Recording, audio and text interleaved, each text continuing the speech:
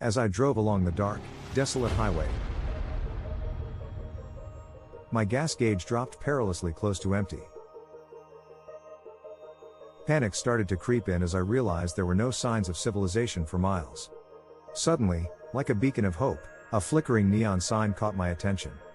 It read Jake's gas station. Relieved, I pulled into the deserted gas station. The flickering lights and eerie silence sent shivers down my spine, but I shrugged it off as my imagination playing tricks on me. I stepped out of the car, the biting wind chilling me to the bone, and approached the ancient-looking pump. To my surprise, the pump came to life with a loud creak, spluttering as the gasoline flowed into my car. As I waited, I noticed something odd. The gas station seemed to be frozen in time. The faded posters on the walls depicted long-gone movie releases, and the shelves were lined with outdated snacks. Feeling uneasy, I turned to leave, but a voice behind me made me freeze in my tracks. Leaving so soon? It was Jake, the gas station attendant, a tall, wiry man with a sinister grin. His eyes were unnaturally bright, reflecting the flickering lights. Trying to ignore my growing unease, I mustered a smile and said, "Just needed a quick refill." "How far is the nearest town?" Jake's grin widened as he replied, "Oh, you won't be needing that." You see, no one ever leaves Jake's gas station. My heart raced as I glanced around, realizing I was the only customer. "What do you mean? Why can't I leave?" Jake's eyes narrowed, and he leaned in closer. "Once you enter, you're trapped. Trapped forever in this gas station, just like the others." Fear gripped me as I tried to make sense of his words. Was this some sort of sick joke? Before I could react, the lights flickered violently, casting eerie shadows across the room. Panicking, I rushed to the door, only to find it locked tight. The windows were covered in thick grime, obscuring any view of the outside world. It was as if the gas station itself was alive, holding me captive. Frantically, I searched for an escape route, but every path led me back to the main room. The shelves of snacks began to rattle, and the posters on the walls came alive, their characters twisting and contorting. I screamed for help, but my voice was swallowed by the darkness.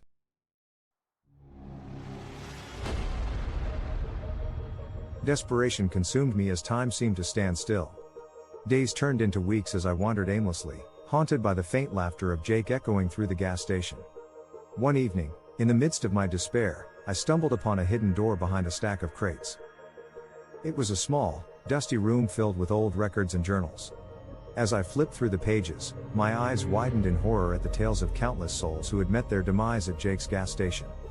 According to the writings, Jake had made a pact with dark forces long ago, binding his soul to the gas station. He fed off the fear and desperation of those who stumbled upon his trap, ensuring their eternal torment within the station's walls. Determined to break free, I searched for any clues to unravel the curse. Finally, I found a ritual described in one of the journals. It spoke of a hidden amulet, buried deep beneath the gas station. With newfound hope, I embarked on a treacherous journey through hidden passages and tunnels, avoiding the menacing entities that lurked within. Hours turned into days as I dug through the cold earth beneath the gas station, until my hands brushed against something hard. I uncovered an ancient amulet, pulsating with an otherworldly energy. As I held the amulet in my trembling hands, the entire gas station shook violently. The walls cracked, and the shelves collapsed, releasing a cacophony of trapped souls. Amidst the chaos, Jake materialized before me, his eyes ablaze with fury. "You dare defy me?" he hissed. With all the strength I could muster, I raised the amulet and recited the ritual words. The gas station trembled even more violently, and a blinding light engulfed the room. When the light faded, I found myself standing outside the gas station, free at last. The cursed building crumbled to dust before my eyes, vanquishing Jake and his malevolent grip over innocent souls. But as I stood there, catching my breath, I noticed something peculiar. The highway was different, the landscape unfamiliar. Confusion clouded my mind until a passing car stopped to help. I explained my ordeal, only to find out that I had been missing for over a decade. They told me that Jake's gas station had vanished years ago, leaving behind a barren patch of land. As I struggled to comprehend the lost years, a detective was assigned to investigate my case. Deep into her research, she found an old newspaper article from the time of my disappearance. The article detailed the closure of Jake's gas station after a series of mysterious disappearances. The twist came when the detective discovered that the gas station was actually a front for a secret government experiment. The amulet I had found was a powerful artifact that had the ability to transport people through time and dimensions. The government had been using the gas station to test its capabilities, trapping unsuspecting victims and observing the effects. Jake was not a demonic entity, but an unwitting test subject who had become a victim himself. Overwhelmed by the revelation, I grappled with the fact that my entire life had been stolen from me for the sake of a twisted experiment. The detective vowed to uncover the truth and bring those responsible to justice. Months passed as the investigation into the government experiment gained momentum. The truth slowly unraveled, revealing a web of corruption and deceit. The amulet was just one part of a larger project, and the higher-ups responsible were determined to bury the evidence.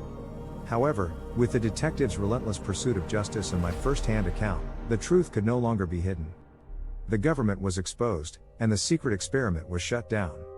The victims, including myself, were finally given the chance to reclaim their lives. In the aftermath, mental health professionals helped me cope with the trauma of my lost years.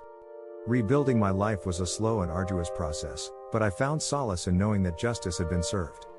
Years passed, and I became an advocate for the victims of government experiments, fighting for their rights and ensuring that no one else would suffer the same fate. Though haunted by the memories of Jake's gas station, I channeled my experiences into a force for change. And so, with the twist of fate and the revelation of a government conspiracy, my story took an unexpected turn. From a mere victim to a survivor, I emerged stronger, determined to make a difference in the world and bring an end to the darkness that had consumed so many lives. In the end, the gas station was nothing more than a reminder of the atrocities committed in the name of power and control. But through the ashes of that twisted place, a glimmer of hope emerged, for justice had prevailed and a new chapter had begun.